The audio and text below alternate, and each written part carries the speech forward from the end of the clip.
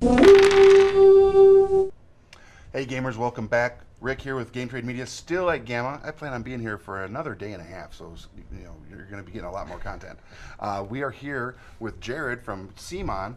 Hello. Who you guys know make a lot of amazing games. Oh, thank you. You do. Rising Sun. Yes, that's the big one. That's a lot of our backers are getting it, and then retailers will be getting it at the end of this month. I'm the last backer, by the way. I mean, I must be. You haven't gotten yours yet? Don't worry. I've been holding it in my office. It's going to be autographed by everybody. Yeah, there you go. Everybody, just meaning Jared. Right, just me. But it's cool. But you brought this amazing looking. I mean, this just looks. I mean, it looks familiar. Yes. It looks familiar, but it's different. Yeah. So this is Dragon Castle, and it's from the folks at Horrible Games. Same people who designed Potion Explosion. Oh, okay. And if there's one thing about Potion Explosion, besides being incredibly fun, it has an amazing table presence, and this does not disappoint in that. In that realm either. So what they did is they took solitaire or a solitaire mahjong and made it competitive. Okay. So it's and it's awesome. So essentially the theme is this is the original Dragon Castle. Okay. It has fallen into ruin, and the Elder Dragon has now since lost his home. That was this Dragon Castle, and then we as players each have our own little province represented by these boards, and we are pulling material from the old Dragon Castle, which is these mahjong tiles, to build our own. Oh, nice. And what's really cool is, so this is just one of many different setups, because as with mahjong, there's different styles, right? So this is a 2-player one I've set up, but the back of the book has so many different ones, and this little this board here comes with 2. Each there's 3 that have like some different player counts, and there's 1 that just lets you build whatever you want. Oh, nice. Just utilizing all of the tiles. Okay. And the game is super simple, so it looks great and it's really easy to get into. Okay. We think it's going to be a great family game because essentially you're working off of just 4 different options when you're playing. You can either draw 2. But to do that, you need to make sure that the only time you can draw a tile is if one of its sides is completely open, like one of these sides, right? So not the top or the bottom, it has to be a side. Okay. So if you do your first action where you want to draw something that is 2, you have to go. You have to draw from the top first. So I could draw this blue one here. Okay. And then I have to draw an exact matching one. Luckily, there's an exact matching one right there that's open. So I would then take these 2 and then move them to my province. Okay. Now, when you go to a province, you can lay them down anywhere in your province. They don't have to be touching. But the whole goal is eventually you're going to be flipping these tiles when you get at least 4 touching. Okay. And when you flipping tiles is what gets you points. Okay. And I'll kind of get back to that in a minute. But let's say that was my turn. I drew those 2. My turn. I could take this one and this one. Exactly. And you would then put those anywhere you want. Yep. Yeah. So then we have the second one, which is just drawing 1 from the top level and then taking a shrine token. These shrines are important because when we get to the flipping, you can, if you want, put a shrine on top of one of the tiles you flipped, or 2, depending. So there's faction tiles, which are kind of like these bamboo, and then there's special tiles like the dragons. And we have like a little cheat sheet on the back here so you can keep track. Oh, okay. And we'll get to that in a second too. But so on this one, I kind of have free reign from the top. So I could just pull this dragon, you know, I'd set it here, and I claim another shrine. I put it in that space there, and then for you, if you know you were following the same pattern I was doing, you could draw 1. Right, and I would think I would take a dragon as well. Yeah, the dragons are really nice. All right, and that gives me a shrine and as well. then you get a shrine. Okay. So now our third option is, and this is the one that you can either use to your benefit or to kind of play with your opponents and stop them. So let's say you were trying to build something with these dragons. You know, let's say you had 3, and then there was this one right here, and I'm like, and I don't have any dragons. Right. I obviously don't want you to get these dragons. So I could say, okay, I'm going to pick this tile, and instead of putting it on my board, I'm choosing to discard it. So now it's gone. Hateful. Yes, and not even so. Not only did I stop you from getting it, because I chose and discarded one, I just automatically get a victory point. Just 1 victory point. Wow. Yeah, it's pretty nice. No, it's not. I mean, well, it's nice for me. It's nice for you. Yeah, and you can also use that to, like, let's say you're trying to create an opening for yourself. Yes. You could discard one to kind of get closer, right? So it's either way. Sometimes you want to stop someone. Sometimes you want to help yourself. Open up that side. Exactly. Yeah. Right. And then the fourth option, it comes into play once we reach this bottom level. So essentially, like I said, you always have to draw at least from the topmost to start. Okay. So as these levels clear out and we get to the first floor, that's when the fourth option opens up, which are these little dragon tokens here. That this, if you choose that, you just pull one of these tokens, and it's just 2 victory points. Okay. This also is how the end of the game works, because once these dragon points are taken, say you take this one, this little exclamation point will show up. That's the signifier of the last round. So you finish the rounds going back to the first player, and then the game's over, and you add up points. So now looking at these points, I'm going to go ahead and just kind of destroy this a little bit for the sake of kind of showing this. So remember I said if you have 4. So if I drew these 2 tiles, even though it's an illegal play, but I haven't set myself up good for one. So let's pretend they're the same. If I set this down right here, I immediately flip all those tiles. Because there are 4 connecting. Because there's 4 connected, and they have to be orthogonal like that, on their sides, not diagonal. There's a little cheat sheet here. So I would immediately flip those. Now, let's say because I have another blue one in my hand, I don't want that immediate effect to happen. Right. You know, I could put it here, so that's not going to count. Right. And then if I'm really planning, I could put this here. And let's say later I get another blue one. I could even put it there, but let's say I finally choose to put it here. You've then actually formed a big match, and so I get to flip 6 whole tiles. And then if I flip 6, I actually get 5 points. If I would have flipped 4, I would have only gotten 2. So you're encouraged to kind of do those combos. Absolutely. And what's also cool is, so in a normal situation, if it's any of the factions that are the red tiles, the yellow, or the green, once you flip them, you have a choice of putting 1 shrine on top. Shrines get you extra points at the end of the game. So if it's a level 1 shrine, meaning just on top of a base level, it's 1 point, 2 points, 3 points. Okay. Not that hard. But because it's a blue one, I actually have the choice of putting down 2 shrines. 2. Yeah. All right. So, and then if you do the dragon tiles, and these are cool, you get to put down 2 shrine tops, and you get an extra victory point just for doing it. Nice. And again, so the whole thing is you're making these, once these flip, these are, so you can no longer match off those, because obviously they are now just, they're just blanks. building tiles, right? They're just blanks. But let's say, again, just going to do a little cheating here for the sake of our example. I'm a cheater. It's on camera. It's all over the internet. It's typical Jared Gamma stuff. Typical me. So what's cool is I have, I'm building this up here. I have this. I could put it right there and make it first level, but if I put it here, this still counts as matching. Okay. Even though it's on the second level. So now I flip all those, and now I have this level 2 here, and so I might choose to put my shrine up there, which actually gets me more points. Right. So not only did I get the 4 points for, or the 2 points for flipping 4, but then in the end I'm going to have 2 points from that shrine. Nice. So it's really easy and simple. Like, those are the 4 steps. That's all you do in the game. Cool. This is a 2-player setup. It goes up to 4 players. That also determines, like, if it was 4, we'd have these dragon tokens out to the end. That is the very base level of playing. Okay. There's also ways to appease the spirits and the dragons. So, like, these cards here are special abilities. Usually during the game, there's going to be 1 out. You can make it more challenging by putting, like, 2 spirit cards and 2 dragons. So what happens, spirits are going to give you special abilities. Okay. Just depending what they all say. So, like, this one lets you draw with that side showing, right? The shorter side. Okay. These, and then the dragon ones count for the end of the game. So you're going to get points based on certain effects that you meet. Like, let's say it's wanted me to build a 3 tall tower shrine, and I met that, I would get bonus points because I met. So whatever's showing on there, and you meet that, you get those bonus points at the end.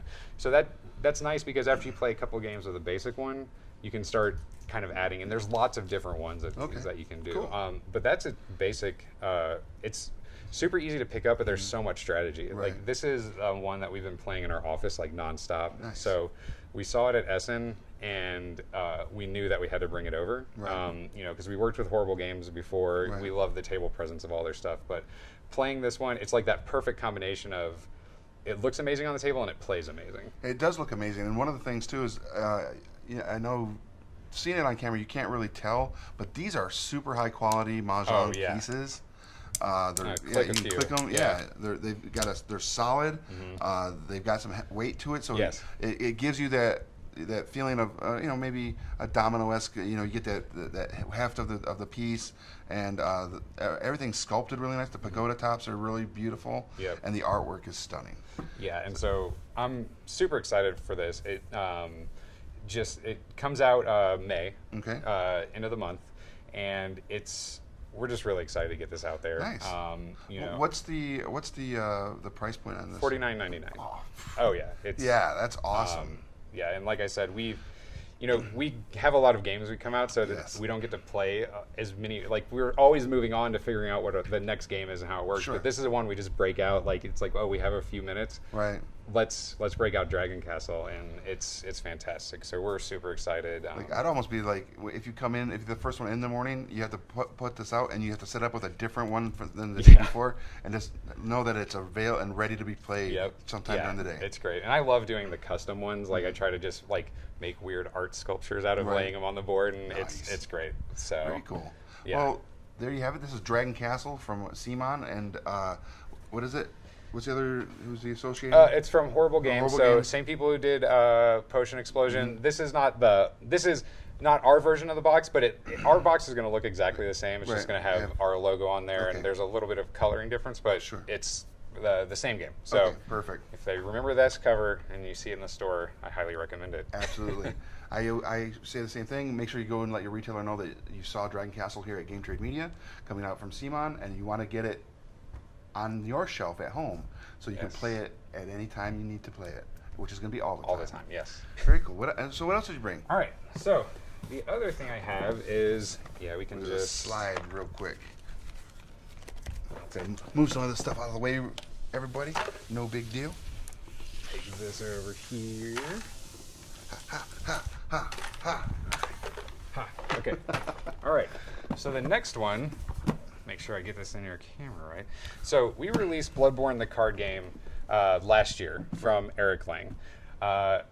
Loved it. We got a lot of feedback. Okay. People really enjoyed the game, but they wanted more. We can do that. What's up with that? Yeah, I don't know. What's up with you guys wanting more? I mean, no, it's good. It's a good thing. Yeah, Bloodborne is actually one of my favorite video games because it's based on the PlayStation 4 game. Okay. And I was the same way. Like after I got done playing it a lot, I was like, I want more. Right. So Eric Lang teamed up with Chris Chung to work on this expansion. So I'll let you're the professional, you know. So Bloodborne: The Hunter's Nightmare is an expansion, and it essentially doubles the contents of this. Wow. Because it adds, and I'll kind of open it here for you. What's nice is once you open this box, you can have it for display, but this stuff will fit in this original box. Nice. So that's why it doesn't have quite the insert, the original one, but all of this goes in there. Oh, okay. So we've added all new, we've added 8 new final bosses. Nice. These are, if people are familiar with the game, the final boss that you choose it at the beginning of the game, and this will have an effect throughout the entire game. Usually not a great one. Yeah, usually not a great one, and this is the guy you're going to fight once you get through the dungeon, the Chalice dungeon. So it's ever present, always making itself known through whatever ability. So many good ones here. Yeah. So Lawrence, the First Vicar. Each time any monster is killed, the hunters with the lowest health claims 1 trophy of their lowest type. So this is actually beneficial because he's giving you some stuff, right? Right. But some will be beneficial, but that also means they might have more health, so it kind of balances out. Some beneficial, some a little hurt. Okay. But there's 8 of these. The original one had 7, so now we've doubled your final bosses. I'm going to save these because these are pretty exciting. I'll get to those in a minute. Exciting. Yeah. I mean, all of it's exciting. I got this. I'm a professional. Here we go. So we've also added just a lot of new monsters. So again, we can just spread a couple of these out. It's kind of dark, so it might be hard to see. A few up here. But we've added a bunch of new Chalice dungeon monsters. So these are just the monsters that you'll be fighting because you make a Chalice dungeon deck at the beginning of the game. Right. That's 7 monsters drawn randomly from the deck. So now you've doubled the deck with the ones from this expansion. Right. And then 3 mini bosses, essentially, because you've got a boss and then you've got those final bosses that we just had up there. Right. So we've added, a bunch more monsters for you to choose from. A lot. That's a lot a of lot monsters. deadlier too. Like every time I've played with this with the new monsters, it's painful. Okay. It's painful. Well, snake parasite looks horrible. Yeah. I think we have a snake ball in here. Blood liquor. Oh yeah. There's Ugh, you know I love it. this guy is just a giant floating eyeball and brain. It's I mean, if you've played Bloodborne, you know, like you're gonna recognize a lot of these yeah, characters. There's nothing pretty about the monsters in that game. They're there to kill you. Nice. Yeah, and then so you've got a ton of new monsters, and they hurt. But we also, so Bloodborne had tons of gear that we didn't get to utilize in the first one. So we've added tons of new upgrades with some of people's favorite weapons. So we've got like new guns, like the church cannon, piercing rifle, Fists of Grazia. So just basically people were like, where are these weapons? Right. Here they are. Well, here they are, right? So Evelyn, which was like just a kind of a named special rifle that was in the game. So we've added a bunch of new those types. We've added some other accessories like fire paper, which is a thing that in the game you'd normally rub it on your weapon to give it an effect. Okay. But we've gamified it a bit. It's kind of like the shock paper from the original base game. Delayed Molotovs. If you don't want that immediate Molotov satisfaction, you've got a delayed one. Of course. Yeah, sometimes you need that. Sometimes, it's better. You just wait for the explosion of the Molotov, and lets right? you get away a little bit. Yeah, exactly. Yeah. And then we've also added, of course, tons of new melee weapons. So just, the Bloodletter. Nice. It's pretty good. So we also added one that's called the Boom Hammer, and it's a ranged and melee weapon. Nice. So again, one of the important things that we looked at with these equipment cards was mimicking how they function in the game and their point in the game, and translating that to the actual card game. Okay. So it all makes sense when you're using those weapons. So again, we've and there's more. Lot more. So that really beefs up the equipment deck for when you're going to the Hunter's the Hunter's Dream, which is when you die, or when you manage to escape without dying, and you can get an upgrade card and modify your hand, because everyone starts with some just basic starting equipment in their hand, and then this lets you kind of further tailor your deck. Like you could be ranged or melee, and this just helps you kind of do that by upgrading. Nice. Now, one of the biggest things we added to this expansion, beyond literally doubling the previous one, is these rune cards. So runes are the big tarot-sized cards like the final bosses, but all of these are actually, after we reveal the final boss at the very beginning of the game, everyone is dealt 2 of these rune cards. Okay. And then you take the 2 you're dealt. So in this case, I have a Hunter rune mark and a Guidance rune mark. This one, when I reveal a weapon card, I can't read. Bank half of your collected blood echoes, rounded down. So that's good, because normally to bank, you have to go back to the Hunter's Dream. And if you die before you're able to go back, you lose all those unbanked blood echoes. Okay. So that's pretty good, because it gives me a chance to bank some cards. This one is whenever I deal the killing blow to a monster, I claim 1 additional trophy of my choice, and I heal 2 health. Nice. So, in this game, because trophies matter, because depending on the type of monster you get, you can move up your trophy track, which will be more victory points or blood at the end. Okay. So these look really good too. yeah, these are straight from the game, because there's the runes in the game that you could develop. So what's nice is some of those were pretty straightforward, those 2 I read. But there's other ones that actually might be beneficial depending on the boss that's showing. And that's why you do it after you show the final boss, because then you have 2 rune cards to look at and you go, is this going to help me? Like, is there some weird effect that the boss is doing that maybe this will help mitigate? Okay. Or is there one that will let me mess with my opponents more, right? Right. Because it's this weird semi-cooperative experience where you're all trying to make it through this dungeon, but only one of you is going to get out alive with the most blood. Right. So some of these may be like, oh, well, that might actually help me keep these other guys down when it really matters. Right. Cool. And then the final thing we added, because it wasn't hard enough, is these little, make sure I got all the right ones here. These little death tokens.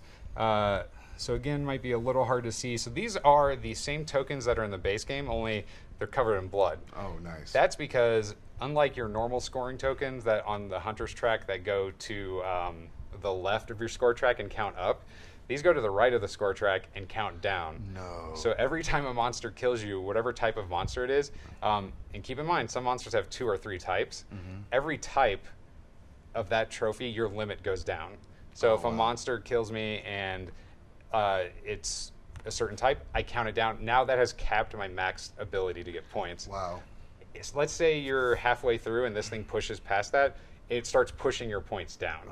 So it can be very punishing, which people wanted more of that. I mean, it was already a very difficult game, very punishing game, but this makes it even more so. But like, if you don't, Sadists. If you don't want those though, the best part is with this, it's very picky. Like, you could just add all the new stuff, you know, and maybe you're like, oh, I don't want to deal with the runes. Don't. But maybe you don't want it as hard. Maybe you don't play with the death tokens. Sure. We're super excited about this. This is coming out at the end of April, and what's even better is not this. This one's already out. It's this one that's coming out. What's great is this is $15. Wow. And it doubles your game. Yeah, it doubles the game and adds new gameplay. That's awesome. Yeah, so we wanted to make sure, because expansions can be tough. Like, you know, sometimes you're looking at an expansion that, you know, might cost the same as a new game. Right. And you're like, well, do I want that new game experience? But for $15, you can double your game and add new content. So I'm really excited about this just as a personal favorite. Absolutely. I think it's going to be a great addition to anyone who's a Bloodborne fan. And you said this comes out in April? End of April, $14.99. Perfect. You know, you can already, you know, we've solicited it, so you're welcome to go to your friendly local game store and pre-order it. And we'll have a one more thing. I don't have anything from it, but we have a CMON Play program that's for special stores, and well, all stores are special, but the ones that sign up for the CMON Play program, they get exclusive.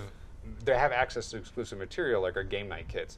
We actually have a Bloodborne game night kit coming out tied into this, where people, there'll be an exclusive monster that you can only get by going to your retailer, supporting them, playing in their events. There's a sculpted plastic miniature of the Bloodborne character, where in the main game he's a cardboard stand-up, but this will give you a actual miniature. And then we've also taken these the tokens that are in the base game and created 3D sculpted token plastic ones that replace that. Oh, that's cool. So those are only available from the retailers who take part in CMON Play and have these game night kits. Very cool. So that's also worth talking to your retailer about, and if not, and seeing if, you know, they plan to run one. And if you are a retailer and you haven't signed up for this yet, that sounds like a good reason to do so. Yeah. So we're really excited because we want to encourage, for the retailers, encourage people to go in there and play and build that community, right? Absolutely. Because that's what gaming's about. So that's our mantra. There we go. Yeah. Go support your friendly local game store. Become part of the community. Play Bloodborne. Yes. Play Dragon Castle. And all the other cool stuff that you can find over at CMON.com. Yes. So many good things that we didn't even get to talk about. There's so much. But yeah, these are the ones that I figured they're coming up, so you'll be able to actually go out and get them. Absolutely. You know, after you get done Rising Sun. Right. We got to get Rising Sun. So. And I just want to say something about Rising Sun. Our good friend Joshua over at Mini Painting Studio has been painting them already on his live stream. Go check it out. They're amazing. His work is phenomenal. And on that note, thanks for watching. We're going to be back real soon with another great interview coming to you live from GAMA. Thanks, Jared. Thank you. We appreciate you coming up every time. We love hanging out. We nerd out all the time when we get the opportunity. It's great. And so we'll be right back real soon. Thanks for watching Board Games and Beyond. If you liked it, leave a like and a comment below, and make sure to subscribe so you don't miss any new content.